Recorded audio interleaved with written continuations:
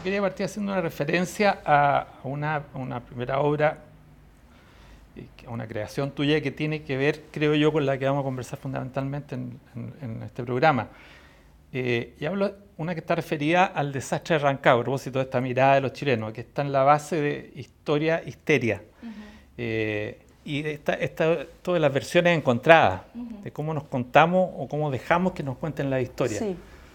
Sí, el desastre de Rancagua fue una obra que en el fondo nos autoencargamos. Yo no había salido todavía de la escuela, estaba a fines de tercer año, comienzo de cuarto año, y me gané un concurso de una bienal que hicieron en Rancagua, al que pude participar porque casualmente yo había nacido en Rancagua. Yo nunca viví en Rancagua, nací porque nací Siete Mesinas, digamos, y mi papá trabajaba en el Teniente, entonces nací en Rancagua. Pero después nosotros nos fuimos de Rancagua, pero como había nacido en Rancagua, entonces tenía derecho a participar de esa bienal, la verdad es que me inscribió mi mamá. Yo ni siquiera sabía que ella había hecho esto, y producto de ese premio, el alcalde de Rancagua, que era un tipo muy joven, acuérdate que era época de transición, en la época de la transición no había nada demasiado institucionalizado, como que todos tenían ganas de hacer cosas y todas las instituciones estaban recién empezando a discutirse, yo creo, muchas de ellas, sobre todo en el ámbito cultural, ¿no? Y me pide que presente una obra para la ciudad. Y yo siempre he sido bien matea, entonces dije, Rancagua. Busqué, dije, desastre Rancagua. Invité a la Natalia Babarovich, que era la ayudante de mi taller en ese momento, y le presentamos un proyecto de hacer un mural en la estación de Rancagua, que fue hecho con mucho esfuerzo, con un financiamiento de todas las empresas de la sexta región y todo eso.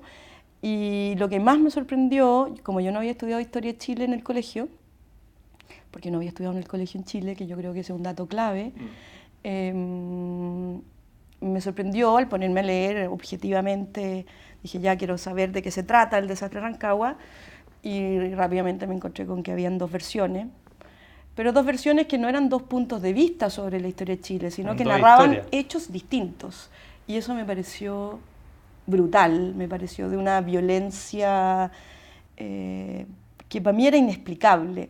Yo podía entender que las personas tuvieran opiniones distintas sobre la historia, pero no podía entender que la historia estuviera manipulada de esa manera al punto de que leyendo el desastre de Rancagua tú no sabes realmente qué pasó en el desastre de Rancagua.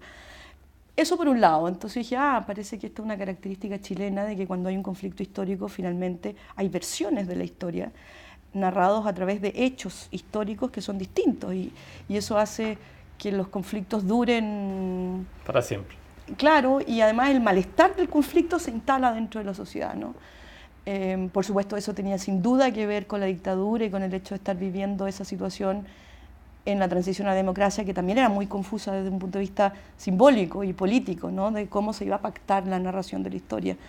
Eso por un lado, pero también por otro lado, lo otro que me llamó mucho la atención es que el desastre de Rancagua es la primera masacre de civiles que se produce en lo que uno podría llamar territorio chileno, y la masacre de civiles que se produce en Rancagua, que es el verdadero hecho histórico, creo yo, produce en esos criollos la conmoción de empezar a sentirse chilenos, y por eso marca el fin de la patria vieja y el comienzo de la patria nueva.